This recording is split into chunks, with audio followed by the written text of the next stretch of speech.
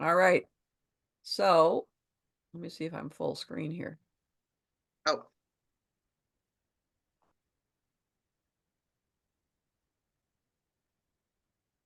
Why can't I get myself full screen here for a minute? All right. So welcome again. We have session 3 today. It's going to be our final session. We're going to go over basically referrals, networking, and the art of sequencing. I have a little bonus thing that I threw in relative to a little LinkedIn tip. And obviously it's a cumulative process. Don't forget at the end of today that today's date is the 28th, that within 30 days you're going to reach out. We're going to set up an appointment for 2 20-minute sessions on laser coaching. And so let's follow up from there. So let me do my screen sharing here on some slides I put together for today's presentation.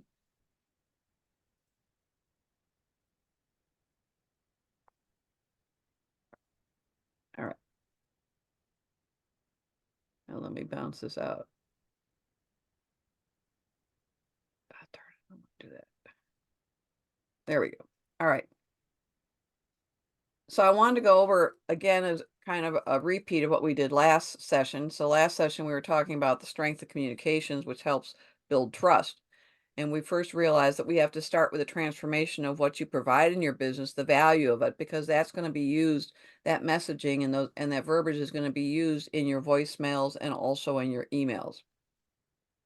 So that's part of the building block. If we don't have a succinct transformation showing how you added value, how you help someone save money, help them solve a problem they didn't know that they had, and preferably in a quantifiable way, then you're going to lose the strength of the hook. Why would they want to bother calling you back, or why are they going to respond to your email?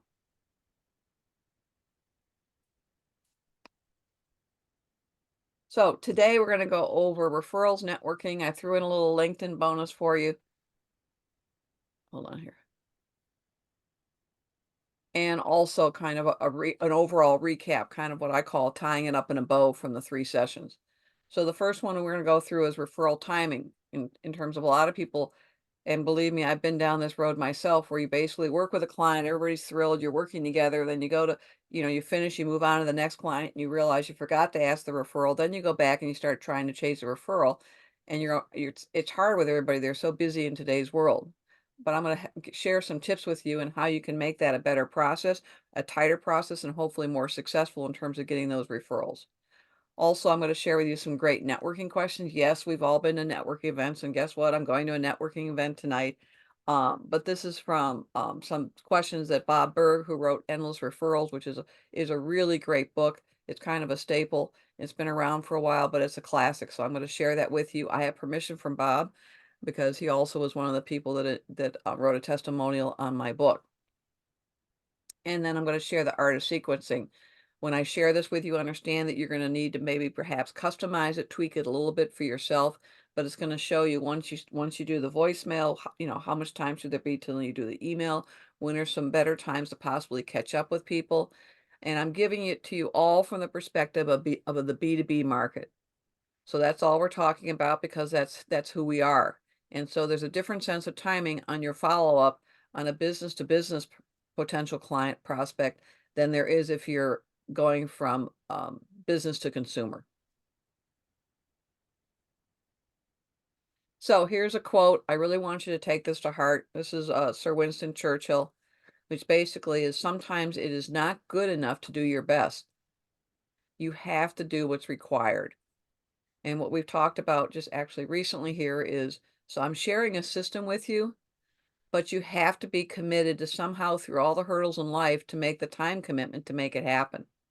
And so what I would suggest in order to implement this whole system after today is to just work on an hour a day. So maybe it's going to be from 8 o'clock to 9 o'clock that you're really going to work on the system, or you're going to do it from 9 to 10, or you're going to do it from 11 to 12, or you're going to do it from 4 to 5. But pick an hour, go over to Outlook or use Calendly if you want to use that, and literally set up the appointment in your own calendar. Because we can have the best of intentions and come in, we sit down at our desk at our office, and then the day kind of slides away from us. We're getting phone calls, we're getting things that people have a different sense of urgency, perhaps relative to a project than we may think it is. and you basically lose your whole day. So let's try and work on getting that a little bit more organized to help on the implementation side. So, first of all, knowing when and how to ask for a referral. And hope is not an answer. It's just like hoping your business will grow, hoping you're going to bump into people, or hoping that someone's going to call you out of the blue and they're going to give you this phenomenal project. In today's world, this has even gotten more compounded, but basically, we have to go out, in my opinion, and make the effort. We have to be the instigator. We have to reach out to people, and it has to be consistent. You can't just like reach out occasionally. You have to stay with it. And that's why documenting it, either putting it into your daily planner or physically putting it into your calendar, but you create a system. But start small. So don't feel like just because I'm suggesting you need to reach out to 20 people, just let's try 1, 3, or 5 and just focus on those people for a while. Even if it's you're focusing on 5 people for 30 days, just work with it and have patience with getting it integrated into your life, doing the system. So here's the hint on referrals is when do you start is when your client is in a state of appreciation. So it's human nature that we're very involved with our clients. We're very passionate about serving them, helping them solve a problem. But sometimes we forget to ask for the referral because we're just like, we don't want to disrupt the process. We don't want to disrupt the trust that you're building or whatever process they're in that project. But it really is a better time when you have a client that's suddenly saying, wow, this is so great. Thank you for sharing this with me. I didn't think it could be this easy, or I never thought about this perspective. And you could say to them the next time you call them up or you follow up with them when you're together and you say, so how did that work out for you last Tuesday? Was that helpful? And they'll be like, yeah, it really was. And I'll say, you know what? Then please, if there's someone in your circle of contacts that you think would appreciate that type of impact on their business or that type of solution that helps them move forward, let's talk about if there's someone that you think I could be reaching out to. So you're trying to literally what I call also white heat. You're trying to get them in the moment. And I remember this relative to one client that I was working with last year. And we were working along and they were just like, wow, this is so phenomenal, Eleanor. I can't believe, this is such a great idea or great solution. And so I actually, on my notepad, while I was working with the client, I wrote down the quote from them. Okay. And then basically I finished working on the project, but then I dug out of my paperwork from the client. I went back and I said, you know what? On, February 17th, you were saying, this, and this. Would you be willing to number one, put that into a testimonial? And based on that and remembering that, is there someone you can refer me to? So sometimes you may have to take little notes literally in the process to go back and loop with the client to remind them of that moment, to touch their heart, to get them motivated to help you with a referral. So, Peter Drucker, always a classic. Quality in service or product is not what you put into it. It's what the client or customer gets out of it. And that comes back again to the value that we provide. And in today's world, the stakes are even higher in terms of the value that we feel that we need to provide because there's so many people you're competing against, you have to get their attention. But if you over deliver, you can never go wrong. So, relative to customer retention and referral system, it's basically built on people that have our attention, we have their attention. There's something that maybe we have an interest in common. We're in the same trade association. We live in the same neighborhood. Maybe we went to the same college, something that kind of like brings it up.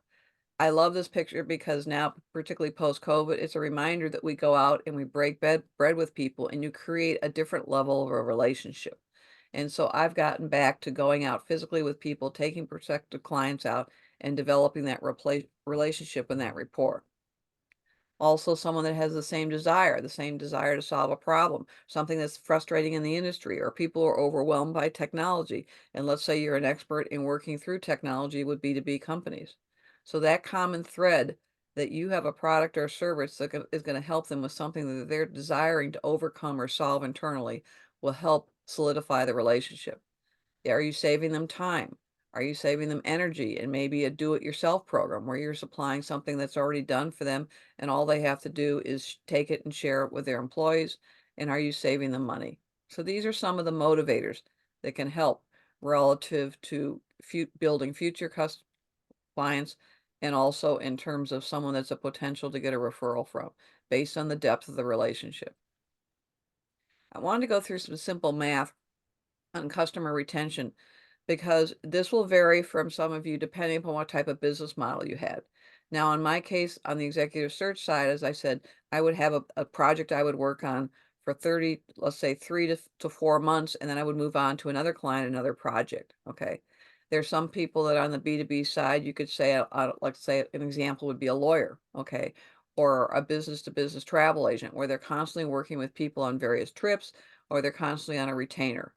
So this just gets back to the basics. So when you're initially going and working on a prospect and obtaining a business, there are gonna be some costs put into it, whether or not you're doing Google ads or LinkedIn ads or you're posting a position, whatever it is, there's an initial cost and there's also the cost of your time until you start to see and realize revenue from that prospect that becomes a client. So initially, just let's say our upfront cost was $120 to obtain our new customer.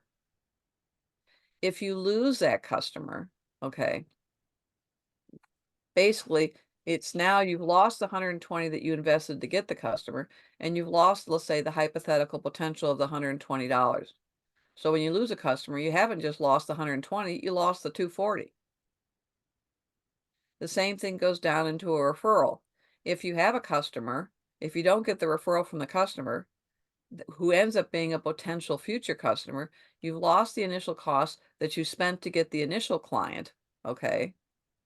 And now you've lost the customer that you aren't doing business with anymore, so that's another 120, and you've lost the potential referral of the new customer that you would have been doing business with and had the $120 worth of revenue. So what I'm saying here is I want you to be very careful and make sure you're staying in touch with all your customers, reaching out to them, even if you haven't talked to them for a while, to maintain those customers. It is much easier and it is less costly to keep working with a new customer. And if you have a customer service situation that isn't working out for them, you want to address that. There was a Harvard Business Study review that basically said if you can prevent losing 5% of your customers by leaving you, you will increase your bottom line profitability of 25 to 95%. And most customers, if they do leave you and they decide not to continue doing business with you, basically 82% of them will leave because of a customer service problem. And in today's world, even though you can think someone is happy and content, you always want to have some type of point, even if it's a follow-up, a physical note saying just was thinking about you, as we've talked about, sending them articles via email, something, because you don't know what competitors are trying to nip at your heels and come in if you aren't keeping the plate warm.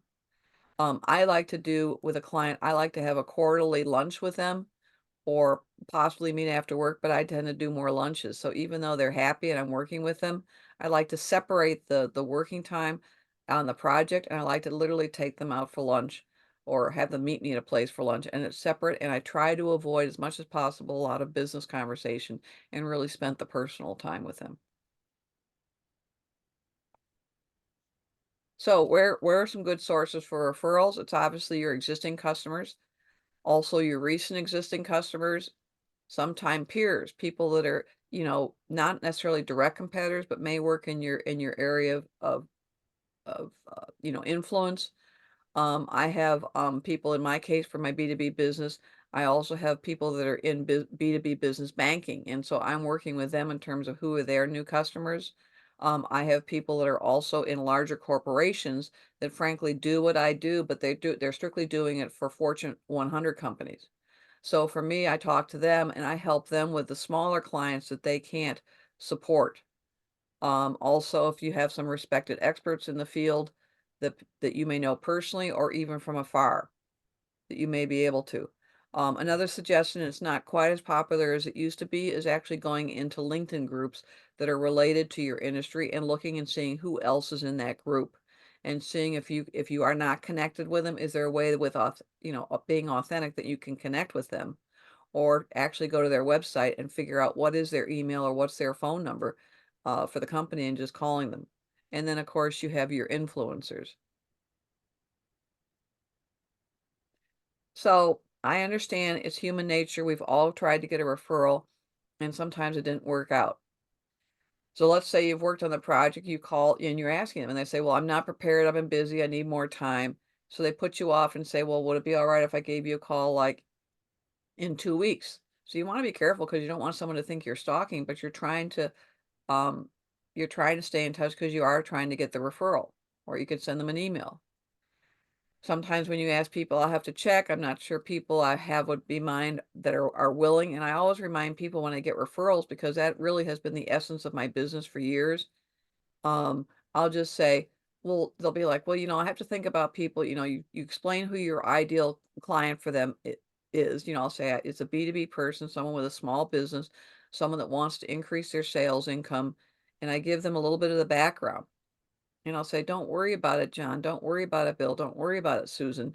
If you just have some names, let me know. Number one, am I allowed to use your name?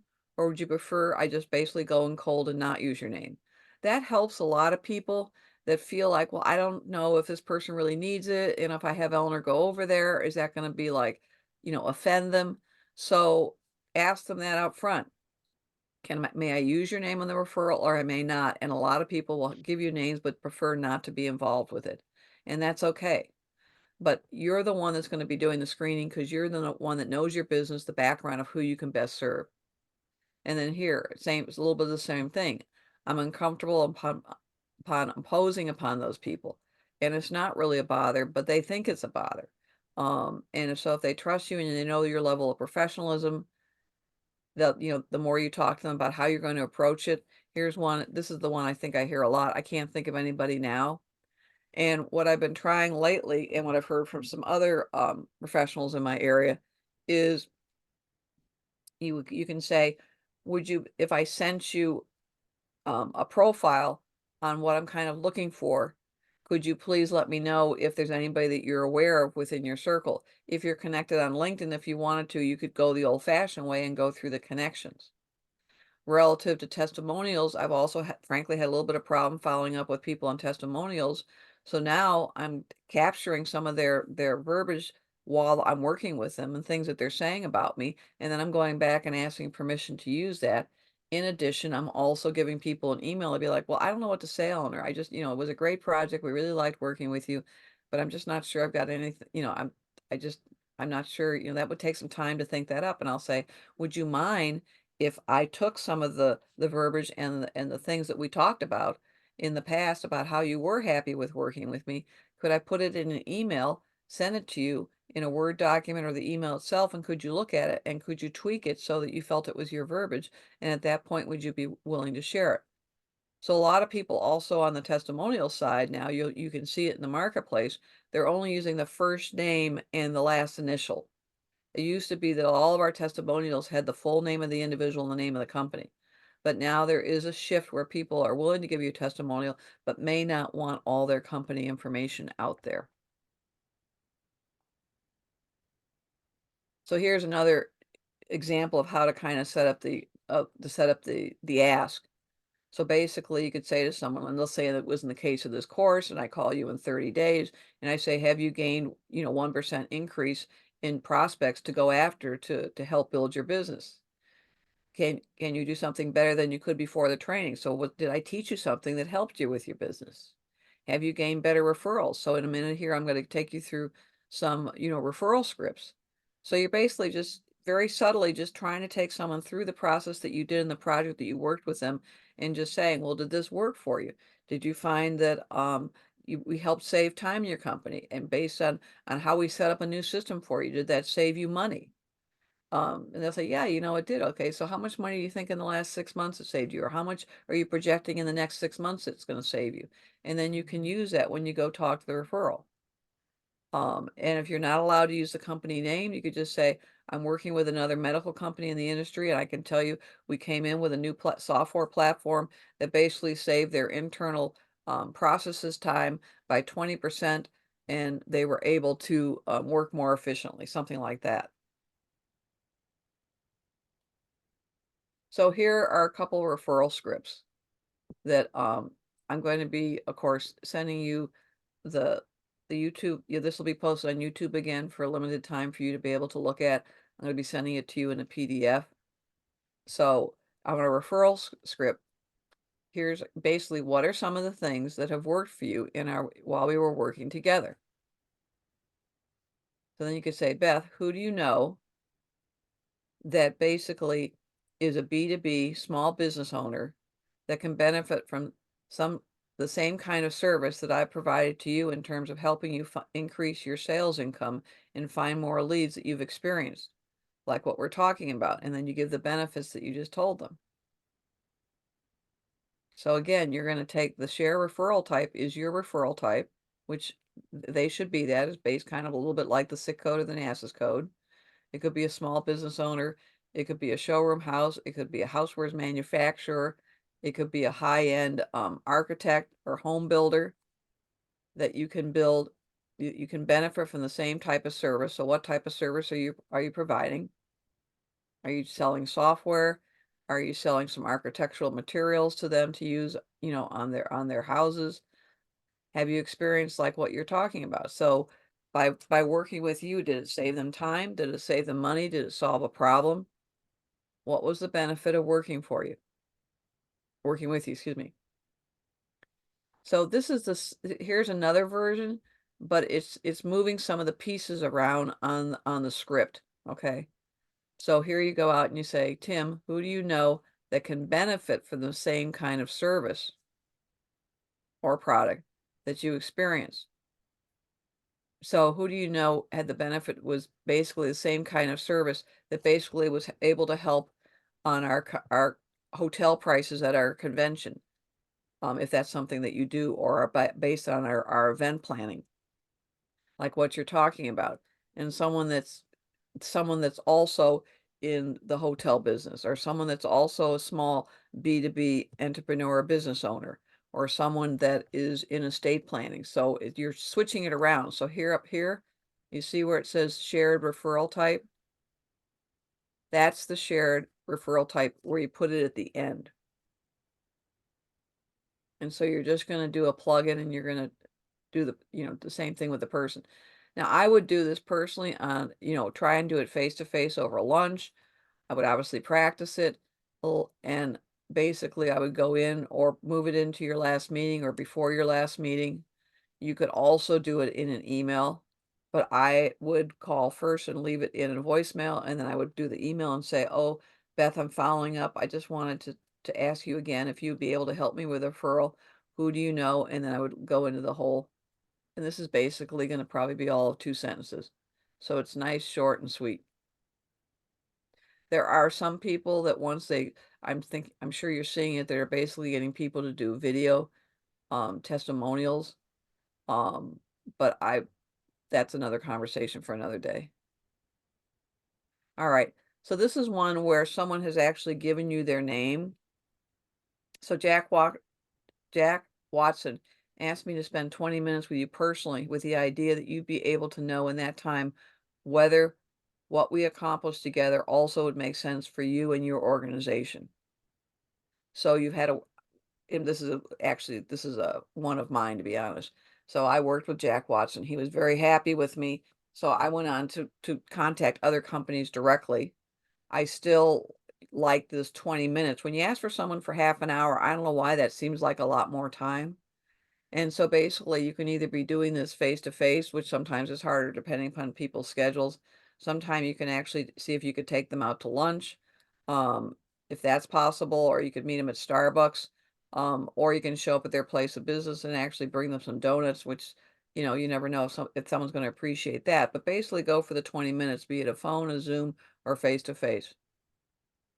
And so basically you're saying, I accomplished with Jack. He was very, very happy. We saved him some money. We saved him about 15% in the last 12 months, on his sales staff. Is this something that would be, that you also could be using yourself and it might help your organization? But within 20 minutes, I'm promising you that between the conversation, we'll be able to decide, does it make sense for us to have another conversation? You're not closing the deal on this 20 minutes. You're just trying to have a 20-minute session of questions and answer to look at if there's an area with your expertise and your professional background that your organization can help this company. And if you can get enough information, then you go and you ask for the second meeting, be it a Zoom, be it a phone, or face-to-face. You're trying to earn the time and earn the trust. And the minute you mention the name of Jack Watson or Beth Smith or whoever it is, then you also encourage them at the end of the conversation, feel free if you'd like to reach out to Jack and he could, reiterate the accomplishments that he had for his organization that he was envisioning might also apply here with your organization. And I also remind all my potential clients and my clients that every conversation I have with them is confidential, particularly if you start going and you start serving similar people in an industry. They have to understand and feel that whatever you say and work with them is not going to be shared with one of their competitors or someone else in the industry. And once you start with one person in industry, like let's say in this case, a Jack Watson, who was held in the highest of esteem in the hardware industry, by the way. Um, and I use his name, and you even get like a little testimonial. You can use that to carry that forward to prove to people that you are an honorable person, and whatever you discuss with them will be held in confidence and not share with anybody else in the industry. So let's talk about networking. So you obviously can, during COVID, I don't know about how many of you were involved, but I was actually on some networking meetings via Zoom, which is okay, but I really still think that networking face to face is still more powerful. They're the nuances of getting to know people, having that time. And so I am encouraging you, for those of you that maybe haven't had a chance to get out and do some networking meetings, to go back and try and do some either through a trade association, or maybe there's some geography ones that are like located in the suburbs near where you live. Yes, even though we've talked about B2B, in my opinion, is not necessarily the greatest place relative to going to chamber events, but I would still encourage you to go to a chamber event if you have that extra bandwidth, maybe once a quarter in your area, because you just never know anybody.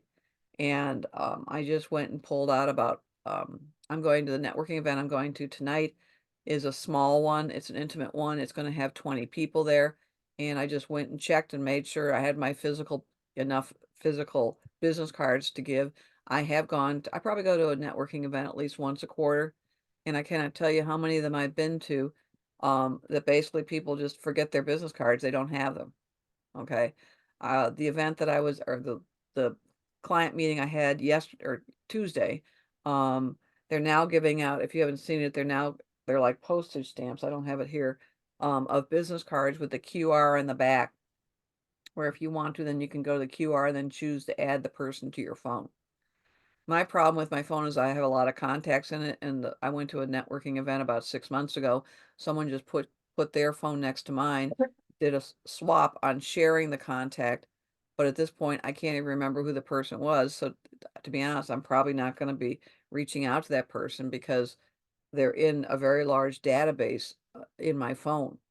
So my preference is actually to have something physical, or to give them my information, and then I ask them to take the time to email me, and then I can flag it and I can treat it in a way that is better for me to sort it and actually use that information. And I have I'm trying to remember the name of the manufacturer, but I have a business card, card scanning device that I use that hooks up into my computer. And every time I come back from a major networking event, I scan the business card into the software. It puts it into an Excel. Then I can label the Excel for the event that I was at, and it automatically gives everybody's name, their title, the company, their email, and their phone number. And I can separate again by segments if I want to follow up with people, just to tickle their feet, or if I want to also go look over in LinkedIn, if it's someone that I think I want to take the time to connect, that I think I can help and make a difference. I don't connect with people just for the sake of connecting on LinkedIn. I have to feel that I have something in common with them and that I can add value. So I'm going to send this in a separate document for you, okay, just to keep it easy. But here are the 10 feel-good questions from Bob Berg. So people in the first one I really, really like, because basically everybody likes to talk about their business. So basically, if you ask someone, how did you start their business? There's usually a very interesting story. As I said to you, or I may have explained to you, I tend to work with companies that are privately owned as opposed to publicly owned at this point. So I am working with a first generation, second or third generation business owner. And so I always love to hear that backstory. I personally feel that the small business people in America are the backbone of our economy. And it's one of the wonderful things about America because you can decide to create a business, start a business, and succeed. And so then you can just kind of go through these questions. It doesn't mean you're going to ask her all 10, but just I want you to be familiar with the questions and then just pick the ones that you think make sense or the ones you like the most. Um, I like this one in terms of what separates you from your competitors because that's a way of also figuring out who their competitors are. Even though you could do a little research on the internet yourself, but if I could figure out their competitors are, and if there's someone that I think that I want to work with, and for some reason I don't end up working with that person, then I've also got the list of the competitors. And don't forget when we talked about going into the databases, in the case of like data access, which used to be Reference USA, at the bottom of certain people, it gives you some of the competitors. Now that's not a pure list because some of them may be not necessarily applicable, but it's giving you a little bit of a starting point on the competitor side. And so, so these are pretty much, the questions that you can see here. Um, this one is always kind of timely. What do you see are the coming trends in your industry? So that might tell you about new potential growth, or if the industry had one software and they're switching to a different software, that could give you an in if you're a software B2B person. Recently, I think we've all seen it on the news, the whole cybersecurity area. If you were in the cybersecurity area and they were talking about how it was affecting their industry, we've seen it affect the medical industry. We've seen it affect some municipalities, but if it was suddenly affecting an industry that you hadn't thought about, then that gives you a lead, in addition to doing some Google research about what is happening in that industry that would help you relative to your product area. Um, and then these are just kind of like some fun questions which come down here in terms of what's the funniest instance. Um, and then if you haven't been in your business for a while, and let's say you've only had your company for 3 to 5 years, question 9 might serve you well in terms of what have you found to be the most effective way for promoting your business. So there may be something that because you've only been doing your own business for 3 to 5 years that you may not have thought about, and someone that's had a little more experience than you may be able to help you in terms of giving you some creative business ideas. This one sentence which you would like people to use in describing the way you do business. There's a lot of that going on in terms of, you know, company cultures. There's also a list, I believe, in the Chicago area of the companies that people are most likely to want to work for. And it's also good to look at those companies. That article, I believe, is in Cranes.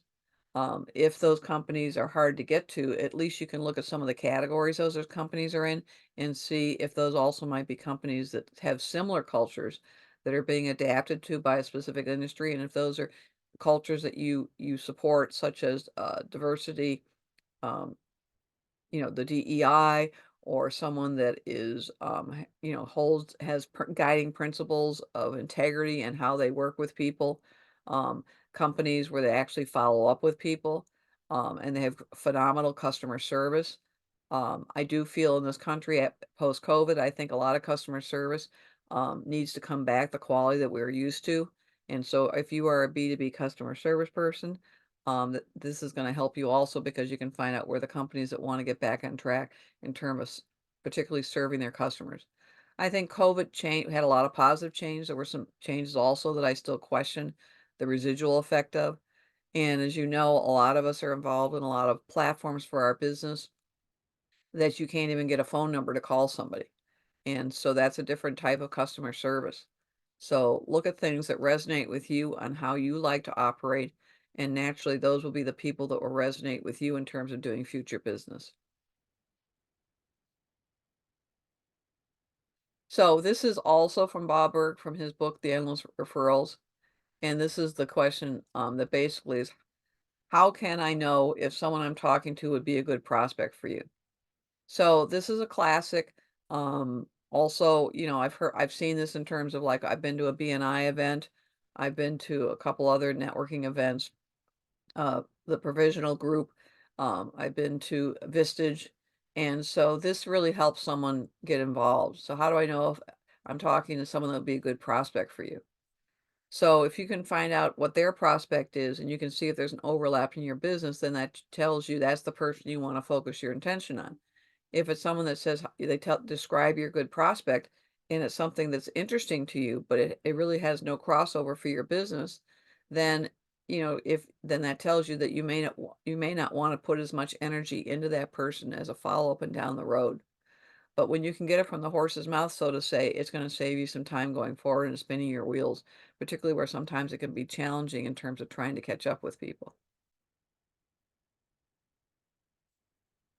So here's a little bit of bonus work on LinkedIn. As I mentioned to you, I've been working for about a year with a LinkedIn coach. I tend to work with, I think right now I'm working with 3 coaches.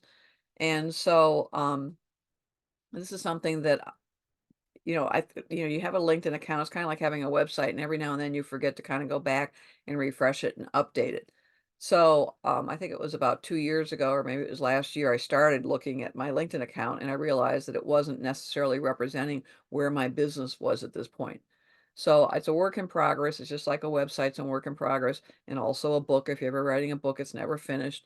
But here I have found this to be, it's been interesting now because I've been connecting with a lot more people because I'm kind of like in this mode with LinkedIn, and building up my network with people that I actually have something in common with, and just great ways of finding people to talk to and connect with. But I looked at my skills, and so my skills were reflecting more my previous, when I was doing the executive search.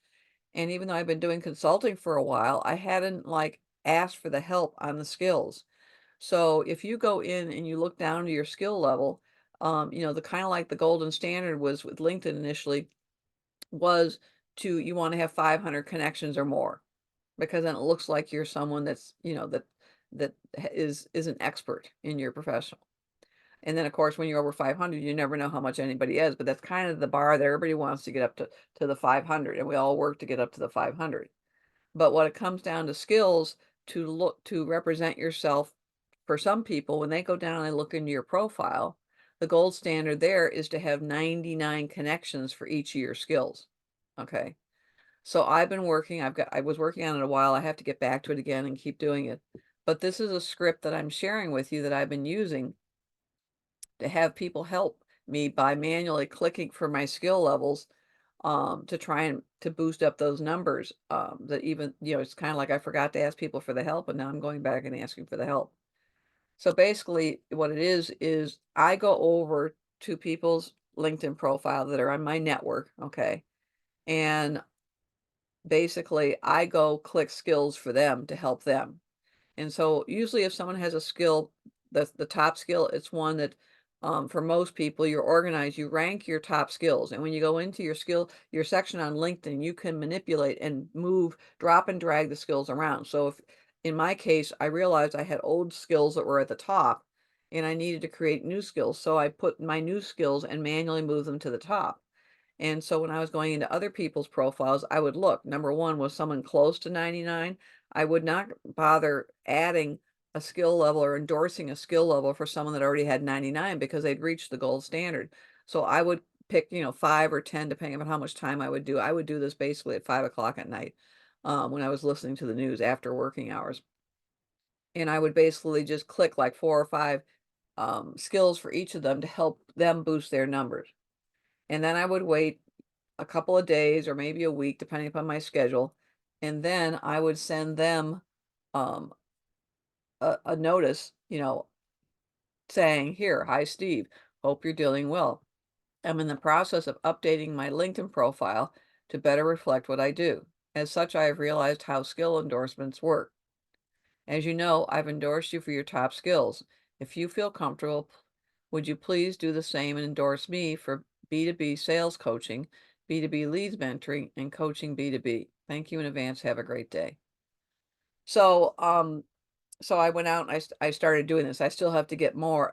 You keep a list of who you're doing this with. So I have a list where I started, like I went all the way to the bottom and I started with the first people that I connected with, and I wrote their names down. I think I have a list, and I think it's like 20. I would on a piece of notebook paper, 20. I think I do 20 every time that I do it. I think it's 20 names. And so each page is 20 names. So I date it when I reached out to them and did theirs. And then I would wait, like I said, 2 or 3 days or wait a week. And then I would go back and I would, for 20 people, I would put this into their comments. Now, I also frankly was doing some of this during like the, let's say the Thanksgiving season and the holiday season, and I would also include a clip art in there, a picture of Thanksgiving, or I would do a happy holiday thing to kind of help get the attention of the people because we're all busy. And I had some great responses. I need to get back to the project. I haven't finished it, but I want to share that with you. And the other thing I liked about it was suddenly I was reconnecting with people that I'd been connected with for a while, and we just kind of lost touch with each other. So now I'm more, top of mind to them. So it was a very pleasant experience, and so I just want to encourage you to do that. And then what happened as another bonus to that, which I have to get back to, is some people got confused between a LinkedIn skills and endorsements. And so then people started coming over and endorsing me. And when I looked at the bottom of my LinkedIn profile, I realized that I hadn't kept up reminding people to endorse me. So then they started endorsing me spontaneous because they got confused between the skills and the endorsement. And I have a couple more people that want to endorse me. I have to go back and explain the skill thing to them. Um, and then a couple people that then they turn asked me to endorse them, and so I was pleased to endorse them. It takes me about, I don't know, like I was working on over the weekend. I just do a small blurb, and then I send it to them. So it's I've enjoyed it actually. I think it's a great way to kind of like slow down, and you end up helping each other. You're building rapport, you're building the trust again. These are people that already agreed to connect with you for the most part. And yes, we know some of them better than others, but I would encourage you to try and do that. Even though everybody's busy, it's something that I think will help you. It continues to set you up as, as an expert in your field, and it's very subtle, but a lot of people view your profile, and it's just kind of getting the window dressing a little bit better. So that's my bonus on the LinkedIn. So then I want to talk about the art of sequencing and recapping and putting it all into a bow. And so I will work on taking this. Let me make a note. I will take this out and put this into a separate document for you so you can kind of have it on your desk as opposed to having to print off the whole PDF thing. But I have shared this over a number of years with a number of people, and I take it for granted because this is just so intuitive for me in terms of how I work on this. But this is a day set up. So let's say you've worked on a project with a client, the project ends, and you basically realize that you haven't kept your pipeline as full as it could be. Okay. Or let's say you're pivoting and you're starting a new division, okay, or a new project idea. So this the way it is going to work very well. If some of you have been better at maintaining your pipeline, you're working on a project, you've got a little bit of extra time to start, filling that pipeline, then you're going to modify and take the sections out of here that don't work with you. So if you want to start like and only do from 9 to 10 o'clock every morning, then only work on that. Okay. Well, let me take you through this, pretending that at this point you're looking at a business expansion, or you just have come off a consulting project and you find that your pipeline's a little bit dry, and then I'll whittle it back for you. So basically, ideally, if you can start with a target market, working off the SIC code and the NASA's code like we talked about, or you may have your own target market in your mind from either referrals or whatever, but keep it small to start with 25 or 50. Because I think the problem is we get all this information and it overwhelms us and then we never get into it. And so what I want you to do is look at your 25 to 50 that match your ideal customer profile.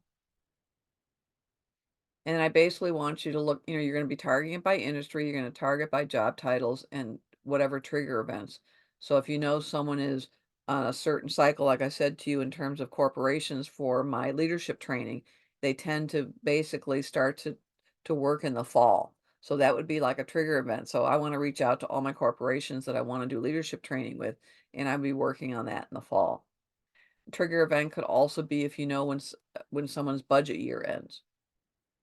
If you work on the municipal side, then you will know that most budgets end the end of April and start May 1 for their fiscal year. So use those to your benefit. So I want you then to divide the group into A, B, and C categories. A is going to be your best. your premier ones that you know unequivocally that your product, your service is going to be totally perfect for them. It's going to have impact and you really want to get in the door to them. The ones you're not quite so sure about, or they may be a longer drive geographically, or they may be international and you're going to have to deal with some time changes, then that would be your B. And then your C would be the next ones down. Maybe they aren't really quite the right size for you. The companies are a little larger, a little smaller. So if you haven't done this for a while and you're implementing this system, I'm going to encourage you to start with your B list first. And I mentioned this, I believe, on one of our previous sessions, because I want you to practice with a B account, okay? Kind of getting in the mode, getting into your groove as far as really using this system, feeling comfortable with your voicemail. You may have to tweak it a couple of times after you've worked with it. Same thing with your email. So it's kind of like if you're going to skin your knee on someone in the B category. And don't take it personally. Don't get frustrated. Their sense of urgency is different than yours. You don't know what their schedule is, where they are. It's like someone I was trying to follow up the other day. Today, if today is Thursday, I was trying to follow up. I left a call for someone last week on a Friday. And unbeknown to me, the person just got back from Florida yesterday. Okay. So I figured there was nothing personal. I just couldn't understand. I figured something was going on in that person's life. So I didn't take it personally. And so here, you're going to research the 10 or the 20 that are closest to your ideal customer. Okay. So in this case, you could say, let's say for the B, why don't you research 5 of them and then research 10 that are in the A. And so you're going to kind of have your free dress rehearsal on your B.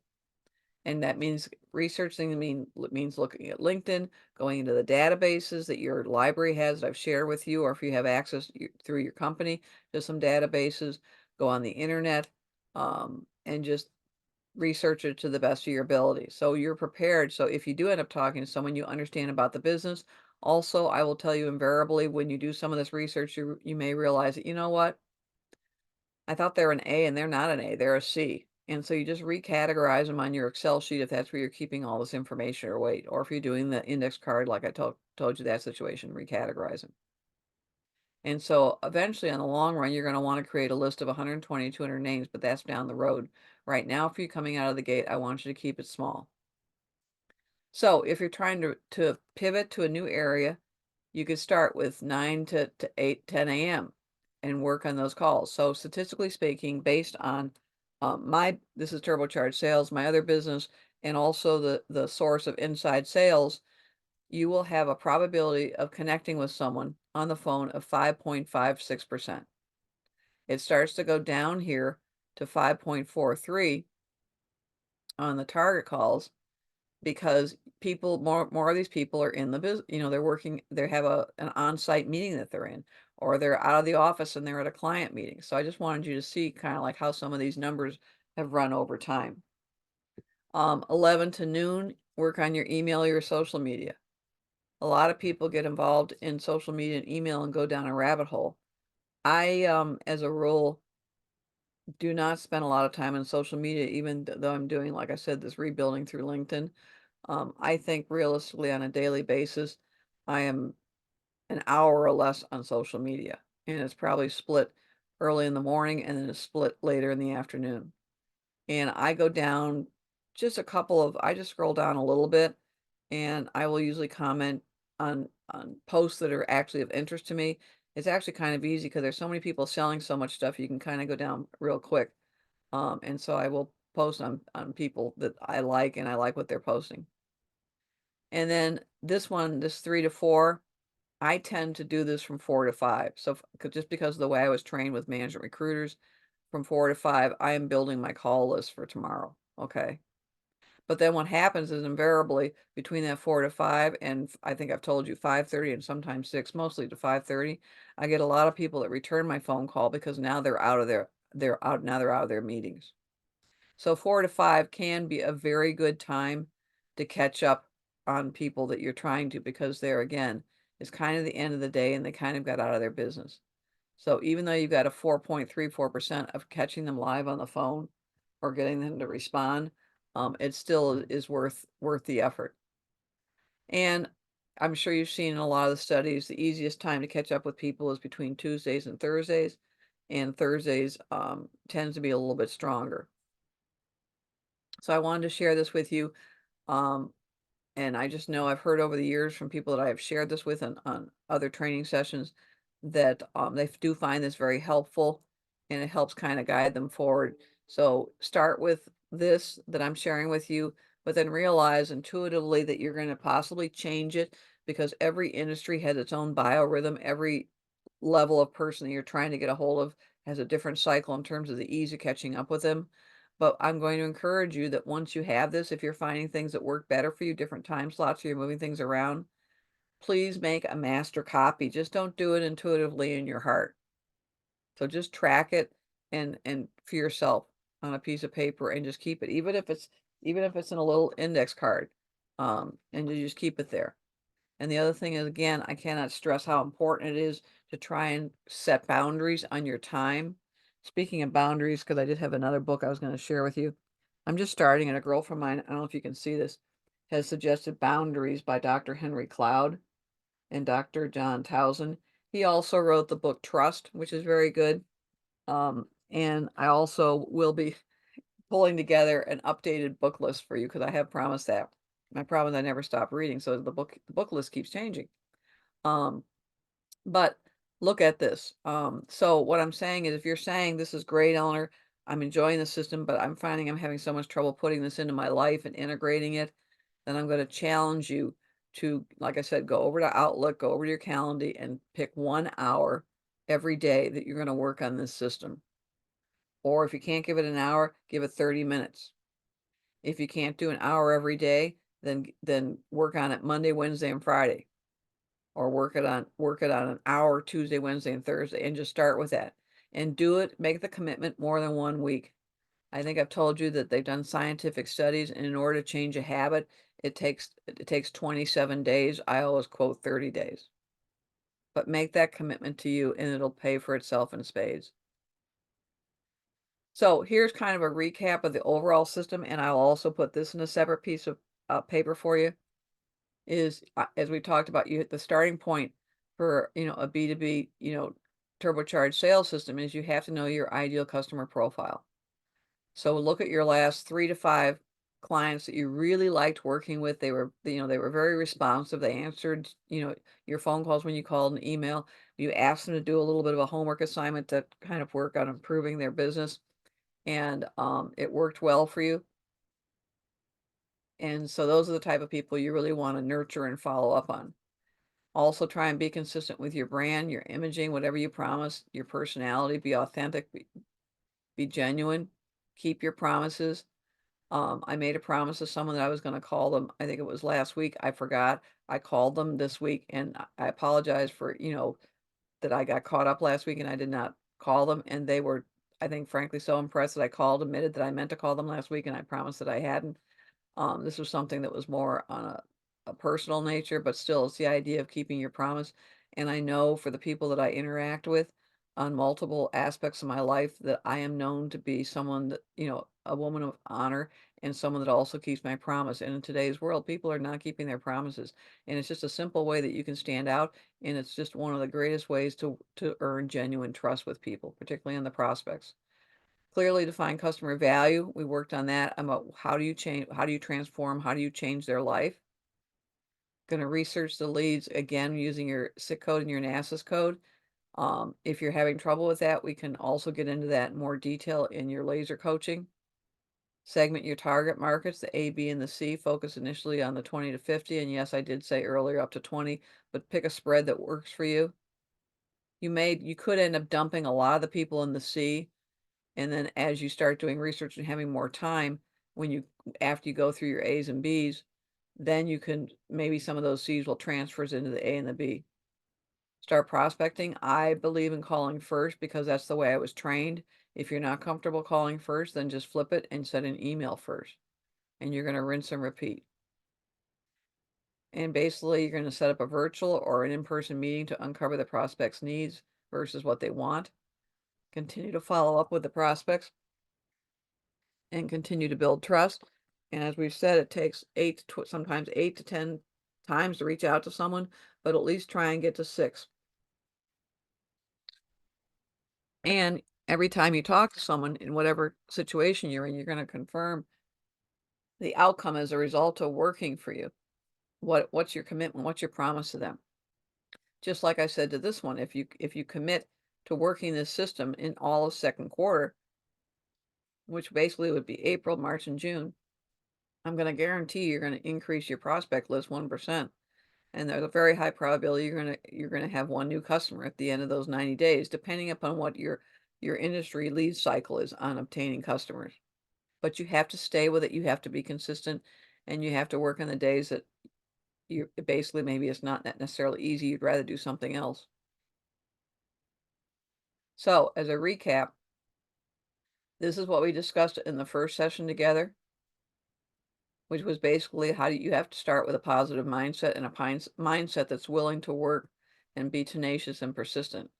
We talked about defining your ideal client prospect, which is key, and it doesn't mean it's not going to change over time, but you have to start with that. We talked about finding the unlimited pre-qualified prospect lists, and that was working with the databases I shared with you using the SIC code or the NASAS code. Our second session, we talked about what's the transformation that you provide because you're going to use that verbiage and you're going to use your success stories, a small vignette success story. You're going to use that verbiage in the voicemails that you create and the emails. And we also talked about some subject lines that will help you on getting noticed. And then today we talked about the referral timing, how and when to ask. I shared some referral scripts with you.